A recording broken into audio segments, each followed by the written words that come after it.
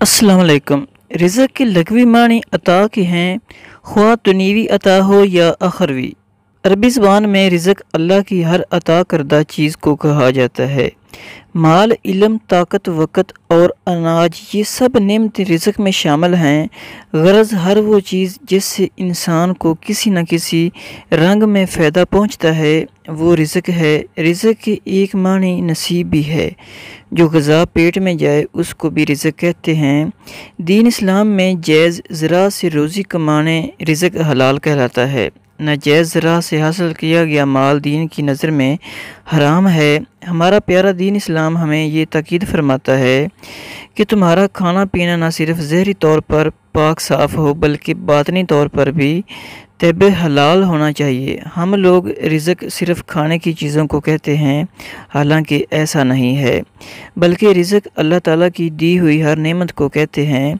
जैसे सेहत हो, इल्म हो, इखलाक हो, अमल हो, नेक बीवी और नेक औलाद का होना, माल होना, दिली इत्मीनान और सुकून होना या फिर अमन की नेमत होना। अल्लाह ताला की बेशुमार नेमतों में से हर नेमत पर रिज़्क़ का इतलाक़ होता है।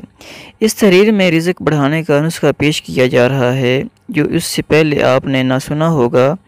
ये कोई वजीफ़ा या दुआ नहीं बल्कि ऐसा अमल है जिसको करने से आपके रिज़्क़ में 2 नहीं 4 नहीं बल्कि 8 गुना इजाफ़ा होगा इंशाअल्लाह। अमूमन देखा जाए तो कुछ ताजर समझते हैं कि जब छोटी दुकान से अल्लाह हलाल रिज़्क़ दे रहा है तो कारोबार फैलाने की क्या ज़रूरत है। कुछ लोग समझते हैं कि कारोबार तो सिर्फ़ ज़रूरत की हद तक करना चाहिए, जब ज़रूरत पूरी हो गई तो अब दुकान बंद कर दें। ऐसे अहबाब पहले हजूर नबी करीम सल्लल्लाहु अलैहि वसल्लम का ये फरमान सुन लें। हजूर नबी करीम सल्लल्लाहु अलैहि वसल्लम ने फरमाया कि जिस शख्स ने घर बेचा फिर उस रकम की सरमायाकारी ऐसी की किसी चीज़ में ना की तो उस माल में बरकत नहीं होगी। सोचने की बात यह है कि आज के दौर में तिजारत सिर्फ़ अपना पेट भरने के लिए करनी चाहिए। क्या तिजारत को फैलाना सवाब नहीं है? इसमें कोई शक नहीं। दिल में माल दौलत की हिरस नहीं होनी चाहिए, मगर आलम इस्लाम को मजबूत करने और बेरोज़गार मुसलमानों को नया रोज़गार फराहम करने की नीयत से तिजारत फैलाने में कोई हरज नहीं है। आज इस्लामी जमहूरिया पाकिस्तान में सरकारी इदाद-ओ-शुमार के मुताबिक 24% बेरोज़गार हैं। ताजिर रहनुमा कहते हैं कि बेरोज़गार नौजवानों की तादाद करोड़ों में है। इन नौजवानों को रोज़गार फराहम करने की नीयत से कारोबार फैलाना बिलाशुबा सवाब है।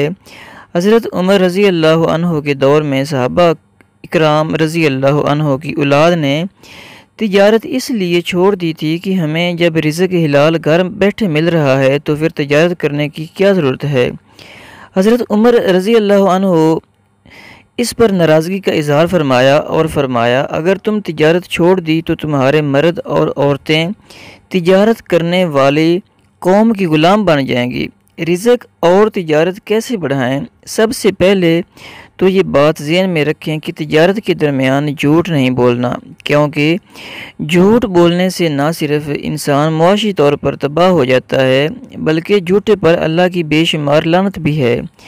अगर सच बोलूं तो तुम्हारा रिज़्क़ भी तुम्हारे अंदर जाकर सच बोलेगा और बताएगा कि मैं सच्चे इंसान की हाथों कमाया हुआ हूँ। दूसरी बात यह है कि एक ताजिर में कनात ज़रूरी होनी चाहिए और कमाने में इत्दाल से काम ले और अल्लाह पर तवक्कल करे तो ही अल्लाह इसको कनात के दर्जे पर फैज़ करेगा। वो जितना कमाएगा इस पर अल्लाह का शुक्र अदा करे, मगर इसका मतलब ये हरगज़ नहीं कि वो कारोबार को वसअत ना दे, वो छोटी कंपनी से मल्टी नेशनल कंपनी बनाने की जस्तजू ना करे।